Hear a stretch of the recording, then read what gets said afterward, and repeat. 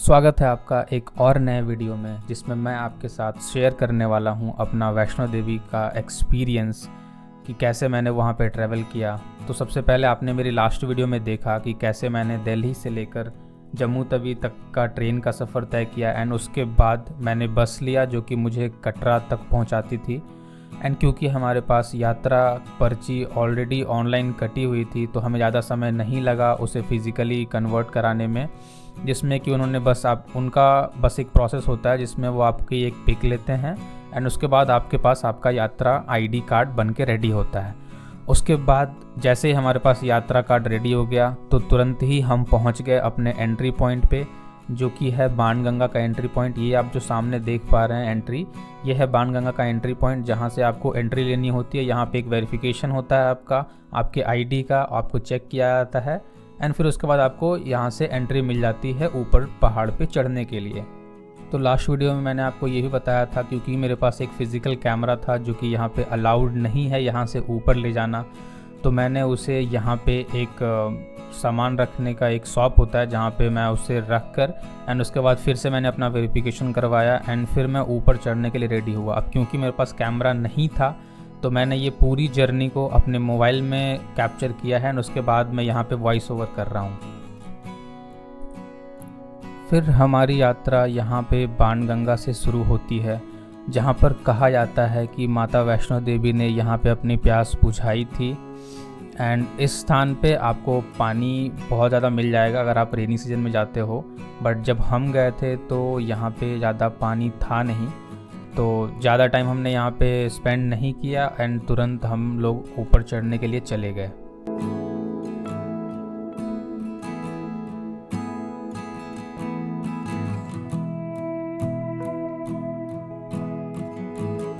यहाँ पे नीचे आपको बहुत सारे अपने ड्राई फ्रूट्स के शॉप मिल जाएंगे, जिसमें जब आप वापस लौट रहे हो तो आप अगर कुछ ऐसा लेना चाहते हो प्रसाद अपने दोस्त या फिर अपने किसी फैमिली मेम्बर्स के लिए, तो यहाँ पे आप उतरते समय ले सकते हो और आपको वो बहुत ही रीज़नेबल प्राइस पे मिल जाएंगे।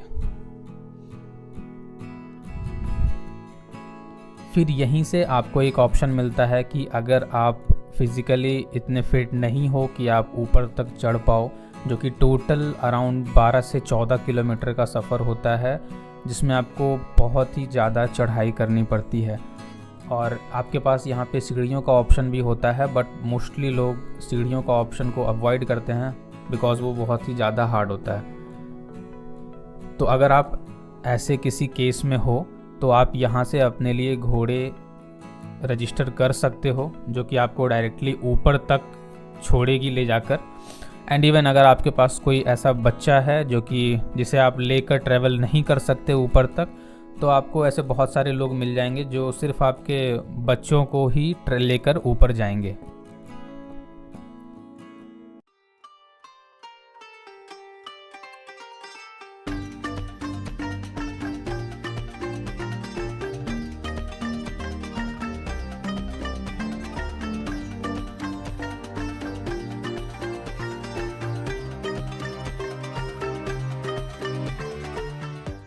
यहाँ बीच में आपको बहुत सारे छोटे छोटे मंदिर दिख जाएंगे जहाँ पे आप अगर चाहो तो दर्शन कर सकते हो, या फिर अगर आपने लंच या फिर ब्रेकफास्ट या फिर कुछ भी आपने नहीं खाया है तो यहाँ पे नीचे आपको बहुत सारे ऐसे ऑप्शन मिल जाएंगे जहाँ पर अगर आप चाहो तो कुछ खा सकते हो।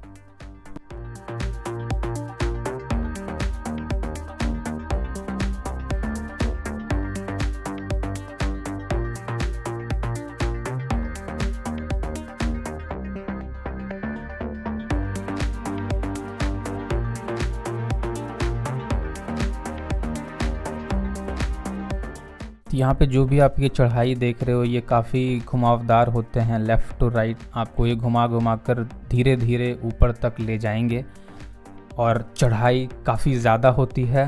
तो प्रॉपर यही है कि आप थोड़ा टाइम के लिए चलो एंड उसके बाद एक प्रॉपर आप थोड़ा रेस्ट लो 10 से 15 मिनट का एंड उसके बाद फिर आप 10-15 मिनट चलो।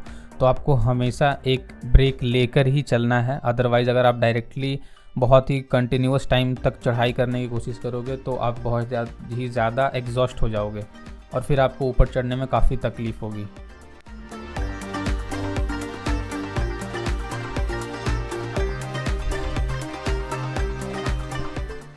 देखिए शादीशुदा आदमियों को हालत क्या होती है, फैमिली वालों की। एक तरफ वाइफ, एक तरफ बेटे, दोनों को टांग के लेके जा रहे हैं। अभी हम लोग बहुत आधे ऊपर चढ़ गए हैं, तो ऊपर सोचे कुछ खाने के लिए, क्योंकि पेट तो पूरा खाली हो रखा है। तो पूरी फैमिली तो यहाँ पे हम लोग मैगी खाने के लिए। फिर हमने यहाँ पे थोड़ा मैगी खाया क्योंकि हम लोग भी बहुत ज़्यादा एग्जॉस्ट हो चुके थे, और मैगी खाने के बाद तुरंत हम लोग ऊपर चढ़ना स्टार्ट कर दिया। तो हमने जो चढ़ाई शुरू की थी वो शुरू की थी अराउंड 4 बजे के अराउंड, एंड अभी जो आप स्क्रीन पे देख पा रहे होगे 6:30 कुछ बज चुके हैं। एंड बीच में आपको बहुत ही जगह पे अच्छे अच्छे तरह के खाने आपको मिल जाएंगे।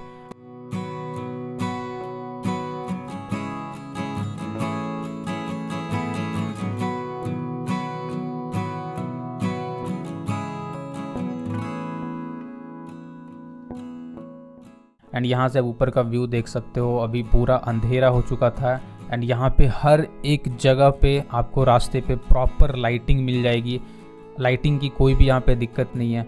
जो मेन आपको प्रॉब्लम फेस करनी पड़ सकती है वो होगी मेन घोड़ों की वजह से, क्योंकि यहाँ पे घोड़ों की संख्या बहुत ज़्यादा है और हमेशा वो चलते चलते आपसे कभी ना कभी टकराएंगे, कभी कुछ बोलेंगे हटने के लिए रास्ते से। तो वो यहाँ पे काफ़ी प्रॉब्लम लगी मुझे। आप ये भी देख लो कि मैंने एक बार यहाँ पे स्टेयर्स का भी यूज़ किया था, ये चेक करने के लिए कि इससे क्या इफ़ेक्ट पड़ता है। बट एक बार यूज़ करने के बाद मैं समझ गया कि स्टेयर्स मेरे लिए नहीं बनी है। तो इसके बाद मैंने जो भी सफ़र तय किया वो मैंने सिर्फ रोड से ही किया, क्योंकि स्टेयर्स से चढ़ना लिटरली बहुत ही ज़्यादा हार्ड है यहाँ पे। उसके बाद आपको यहाँ पे छोटे छोटे शॉप्स मिल जाएंगे जहाँ पे आपको फ्रूट्स मिल जाते हैं, कुछ सैलेड मिल जाते हैं, या फिर कुछ चना वगैरह मिल जाता है, बॉइल्ड चना, बिस्किट वगैरह, ड्रिंक्स वगैरह आपको हर जगह पे यहाँ पे मिल जाएंगे। यहाँ से वो आप देख पा रहे हो, यहाँ पे ऐसा होता है कि हर जगह से आपको दिखेगा कि बस हम पहुँचने ही वाले हैं, बट ऐसा होता है कि रास्ते जो है वो काफ़ी ज़्यादा घुमा घुमा कर बने हुए हैं, तो आपको दिखेगा कि वो पास है बट बहुत दूर होता है। और ये भी देख लो कि हमारे साथ जो बच्चा था वो बहुत ज़्यादा थक चुका है, तो हमें उसे लेकर जाना पड़ता है। और इसके साथ ही हम लोग पहुंच चुके हैं अर्धकुंवारी। और ये देखो इतना ऊपर हम लोग आए हैं अभी। What a view guys. यहाँ पे आपको बहुत सारे ऐसे शॉप्स मिल जाएंगे जहाँ पे अगर आप कुछ एक लाइट डिनर करना चाहो तो वो आप कर सकते हो। बट हमने यहाँ पे प्रीफर किया था एक भोजनालय, जो श्राइन बोर्ड है, जो ये पूरा चीज़ और ये पूरा ट्रैवल जो है वो मैनेज करता है वैष्णो देवी का, उनके साइड से ही एक यहाँ पे भोजनालय खुला होता है, जहाँ पे आपको बहुत ही रिजनेबल प्राइस पे आपको प्रॉपर डिनर, जो कि जैसे राजमा चावल हो गए या फिर कुछ कढ़ी चावल हो गए, वो सारी चीज़ें आपको यहाँ पे मिल जाती हैं। और इसका प्राइस अराउंड 40 to 50 रुपीज़ ही हमेशा होता है। तो यहाँ पे आप देख सकते हो कि ये इसका एंट्री पॉइंट है, एंड यहाँ से आप अंदर जाकर अपने लिए बिल कटवा सकते हो एंड वहाँ से कुछ खा सकते हो। अंदर आपको प्रॉपर सेटिंग अरेंजमेंट भी मिलेगा, जहाँ पे आप प्रॉपर बैठकर अपना डिनर कर सकते हो। और अगर आपको प्रॉपर डिनर करना है तो ये एक लास्ट स्टॉप है जहाँ पे आपको प्रॉपर डिनर मिलेगा, क्योंकि इसके बाद आपको ऊपर कहीं पे भी ऐसा प्रॉपर डिनर खाने के लिए नहीं मिलेगा। और अगर मिलेगा भी तो वो अराउंड 4 किलोमीटर के इंटरवल पे होगा। बीच में आपको कॉफ़ीज़, कोल्ड ड्रिंक्स वगैरह मिल जाएंगी, उसके अलावा आपको और कुछ ज़्यादा नहीं मिलेगा। तो अर्धकुमारी के पास एक गुफा है जहाँ पे ये कहा जाता है कि माता वैष्णो देवी ने यहाँ पे 9 महीने तक ध्यान लगाया था, और आप उस गुफा का भी दर्शन कर सकते हो अगर आप चाहो तो। बट हमारे केस में वो पॉसिबल नहीं था, क्योंकि जब हम वहाँ पे पहुँचे थे तब वहाँ पे अराउंड 36 to 40 आवर्स का वेटिंग टाइम था। मतलब अगर हम आज अपना रजिस्ट्रेशन कराते हैं तो हमें 40 घंटे बाद हमारा टाइम आएगा। और ये आप जितने भी लोग देख रहे हो जो यहाँ पे मतलब रेस्ट कर रहे हैं या फिर बैठे हुए हैं, वो सभी इंतज़ार कर रहे हैं अपने टाइम आने का, ताकि वो गुफा के अंदर जा सकें। ये यहाँ पे मंदिर भी है अर्धकुंवारी का, जहाँ पे आप दर्शन कर सकते हो। और अगर आप गुफा में जाते हो तो इस मंदिर के अंदर ही आपको एग्ज़िट मिलेगा, जहाँ से एग्ज़िट लेने के बाद डायरेक्टली आप मंदिर में भी दर्शन कर सकते हो। तो वहाँ से दर्शन करने के बाद हमने स्टार्ट कर दिया अपने आगे की जर्नी, जो कि और यहाँ से अराउंड 6 या 7 किलोमीटर और आगे है। एंड उसके बाद जो भैरव बाबा हैं वो तो और 3 किलोमीटर वहाँ से भी ऊपर है। तो टोटल हमारा अभी अराउंड 10 किलोमीटर्स का जर्नी यहाँ से बचा होता है। और देखते ही देखते हम बस बहुत ही नज़दीक पहुँच चुके हैं माता वैष्णो देवी के मंदिर की। यहाँ से आपको दिख रहा होगा कि ये आपको मंदिर है। एंड फिर बस यहाँ पे आने के बाद आपको जैसे पंख से लग जाते हैं और आप बस चलते चले जाते हो आगे। आपको फील ही नहीं होगा कि आप इतने नीचे से चढ़कर आ रहे हो, आप बहुत थके हुए हो। आपको जैसे पंख से लग जाएंगे और आप बस चलते चले जाओगे आगे मंदिर तक पहुँचने तक।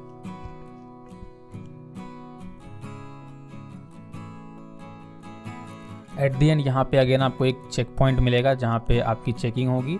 एंड उसके बाद आपको यहाँ से एंट्री मिल जाएगी। एंट्री लेते ही आपको यहाँ पे एक लॉकर रूम मिल जाएगा, आपको एक प्रॉपर वॉशरूम मिल जाएगा, जहाँ पे अगर आप फ्रेश होना चाहते हो तो आप फ्रेश हो सकते हो।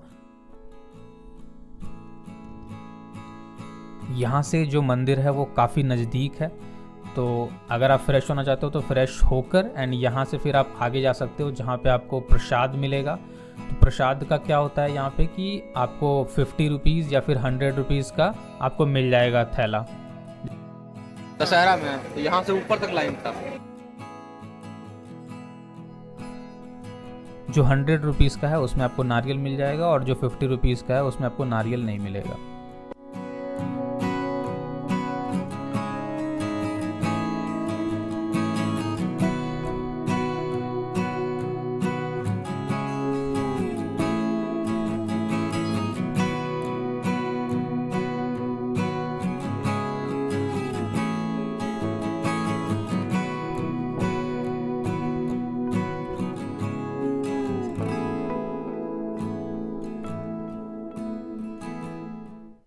तो अभी यहाँ तक पहुँचने में अभी अराउंड 12 बज चुके थे और यहाँ जस्ट पहुँचने के बाद ही जैसे ही हमने अपना स्नान करने का प्रबंध किया, यहाँ पे आपको प्रॉपर एक स्नान करने के लिए जगह मिल जाती है जहाँ पे आप जाकर स्नान कर सकते हो दर्शन से पहले। बट जैसे ही हम वहाँ पे पहुँचे, यहाँ पे अचानक से मौसम ख़राब हो गया एंड बारिश होने लगी, जिसके वजह से जो टेम्परेचर है वो काफ़ी ज़्यादा डाउन हो गया। तो इन केस अगर आप कभी भी प्लान कर रहे हो यहाँ पे आने का, तो आई वुड रिकमेंड कि आप एक ऐसा कोई कपड़ा लेकर चलें जो आपको अगर थोड़ा मौसम चेंज होता है तो आपको वो हेल्प कर सके। और देखते ही देखते रात के 12 से सुबह 7 बज चुके थे। हम फ्रेश होकर नहा कर रेडी हो चुके थे दर्शन करने के लिए और 7 बजे तक यहाँ पे बारिश हो ही रही थी। उसके बाद हमने दर्शन किए और दर्शन करने के बाद हमारा प्लान था ऊपर भैरव बाबा के पास जाने का। बट क्योंकि बारिश इतनी ज़्यादा हो रही थी कि हम यहाँ तक सोच रहे थे कि हो सकता है कि हम ऊपर तक ना जा पाएँ, क्योंकि जो रास्ते होते हैं ऊपर जाने के वो बहुत ज़्यादा मतलब गीले हो चुके थे, तो वो पॉसिबल नहीं था यहाँ से ऊपर जाना। बट हम सोच रहे थे कि अगर ये रोपवे जो है वो स्टार्ट हो जाए तो मे बी हम लोग ऊपर तक जा सके। और ये अराउंड 8 या 8:30 बजे के अराउंड जो बारिश है वो यहाँ पे ख़त्म हो गई। बट स्टिल जो वेदर था वो बहुत ही ज़्यादा ठंडा था यहाँ पे। अभी कुछ 8:20 हुए थे कि हमने सोचा कि क्यों ना एक बार ट्राई किया जाए, अगर ये रोपवे स्टार्ट हो गया है तो हम लोग ऊपर ही चलते हैं। तो फिर हम चले गए रोपवे के पास पता करने के लिए कि वेदर रोपवे चल रहा है या नहीं चल रहा है। And we were lucky enough कि वहाँ पे जो रोपवे था वो चल रहा था, तो हमने सोचा कि चलो फिर ऊपर चल ही लेते हैं। जिसका जो रोपवे का प्राइस था वो अराउंड 100 रुपीज़ आपको पड़ जाएंगे। और यहाँ से जो इसका रोपवे है उसमें बहुत ज़्यादा स्पेसियस होता है, जिसमें एक टाइम पे अराउंड 40+ लोग जो होते हैं वो नीचे से ऊपर जा सकते हैं। ये है हमारी टिकट।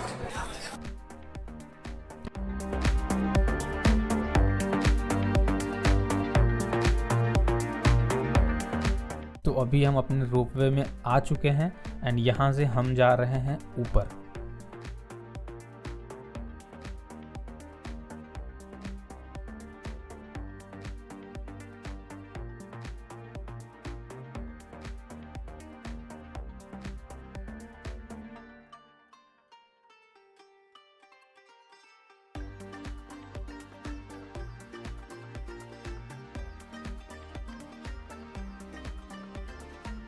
तो ये आप देख रहे हो कि ये नीचे से ऊपर तक का सफ़र, ये अराउंड 1 से 2 मिनट ही लगते हैं ऊपर जाने में।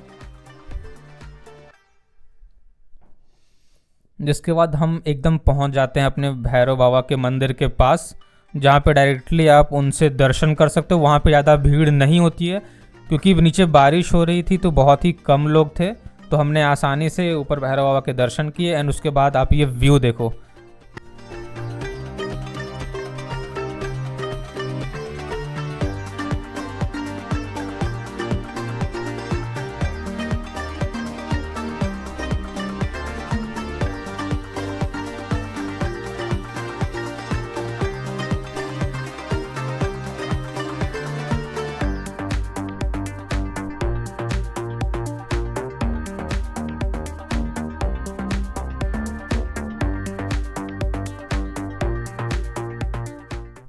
यहाँ पे हमने थोड़े से फ़ोटो शूट्स भी किए।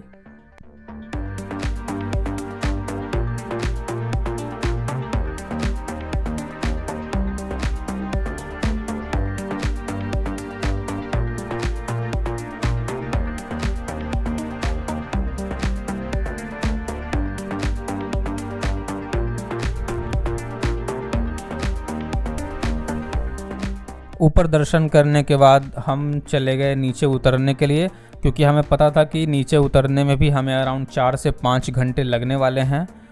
तो आपका बहुत ही धन्यवाद अगर आप यहाँ तक वीडियो को देख रहे हैं। अगर आपको ये वीडियो अच्छा लगा होगा तो प्लीज़ आप मेरी इस वीडियो को लाइक करें। एंड जो भी लोग अगर वैष्णो देवी जाना चाहते हैं तो उनके साथ आप ये वीडियो शेयर भी कर सकते हो। अगर आपका कोई ऐसा कमेंट है जो आप मेरे साथ साझा करना चाहते हैं, या अगर आप ट्रैवल करने के लिए जा रहे हैं, आपका कोई क्वेश्चन है तो आप मुझसे कमेंट बॉक्स में बिल्कुल पूछ सकते हैं।